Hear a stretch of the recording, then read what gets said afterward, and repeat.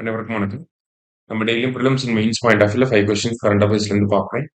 இன்னைக்கு என்ன கொஸ்டின்ஸ் இருக்கு அப்படிங்கிறத பார்ப்போம். முதல் கொஸ்டின்ல பார்த்தீங்கன்னா, the phrase ecology is the permanent economy was made popular by அப்படின்னு சொல்லி கேட்டிருக்காங்க. அதாவது சூழலியல் என்பது நிரந்தர பொருளாதாரம் என்ற சொற்றொடரை பிரபலப்படுத்தியவர் யார் அப்படின்னு சொல்லி கேட்டிருக்காங்க. ஸோ இந்த ஒரு டேர்ம், இந்த ஒரு ஸ்லோகனை கொடுத்தது யாரு அப்படின்னு பார்த்தீங்கன்னா, சுந்தர்லால் பகுகுணா அப்படிங்கிற இவர் தான். ஸோ ஹிந்து பேப்பர்ல இவர் எக்காலஜி பேஸ் பண்ணி ஒரு ஆர்டிகல் வந்திருக்கும். இதுல எடுத்தோடனே இதுதான் கொடுத்திருப்பாங்க. எக்காலஜி இஸ் த பெர்மனன்ட் எக்கானமின்னு சொன்னது யார்? சிப்கோ மூவ்மெண்டோட சுந்தர்லால் பகுகுணா. சரிங்களா? அடுத்தது, what advanced technology does the EOS 09 satellite use for imagery அப்படின்னு சொல்லி கேட்டிருக்காங்க. EOS 09 செயற்கைக்கோள் படங்களுக்கு என்ன மேம்பட்ட தொழில்நுட்பத்தை பயன்படுத்துகிறது அப்படின்னு சொல்லி கேட்டிருக்காங்க.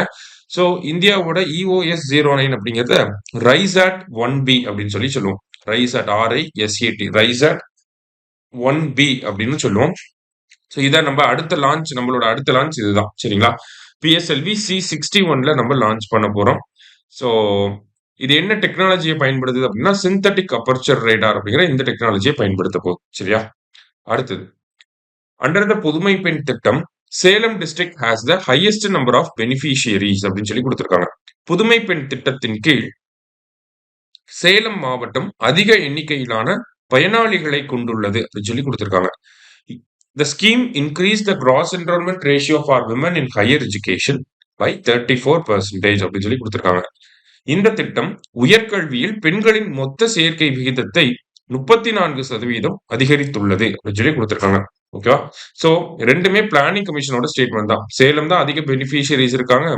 சோ இந்த திட்டத்தினால அந்த cross enrolment ratio for women அப்படிங்கிறது 34% உயர்ந்திருக்கு. சரியா? சோ ரெண்டுமே கரெக்ட் தான். போத் கரெக்ட் அப்படிங்கிறது கரெக்ட் ஆன்சர். சரியா? அடுத்து, சோ இந்த கொஸ்டின்ல பாத்தீங்கன்னா, இந்தியாவோட வான் பாதுகாப்பு அமைப்புகள் எந்த நாடுகள் கிட்ட இருந்து உருவாக்கப்பட்டுச்சு, வாங்கப்பட்டிருக்கு அப்படிங்கிறது கொடுத்திருக்காங்க. ஸோ S-400 அப்படிங்கிறத நம்ம சுதர்சன சக்ரா அப்படின்னு சொல்றோம். ரஷ்யா கிட்ட இருந்து வாங்கியிருக்கோம். ஆகாஷ் அப்படிங்கிறது நம்மளோட DRDO உருவாக்கி இருப்பாங்க. So India. ஸ்பைடர் அப்படிங்கிறது பாத்தீங்கன்னா இஸ்ரேல் கிட்ட இருந்து வாங்கியிருப்போம். பிராக் அப்படிங்கிறதும் இஸ்ரேல் கிட்ட இருந்து வாங்கியிருக்கும். சரிங்களா?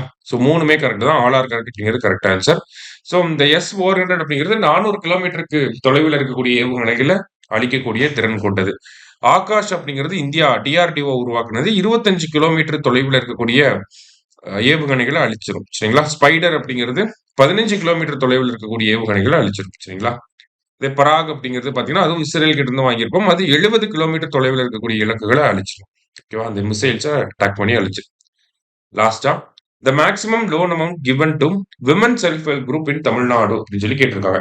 தமிழ்நாட்டில் மகளிர் சுய உதவி குழுவிற்கு வழங்கப்படும் அதிகபட்ச கடன் தொகை எவ்வளவு அப்படின்னு பாத்தீங்கன்னா, முன்னாடி 12 லட்சமா இருந்துச்சு.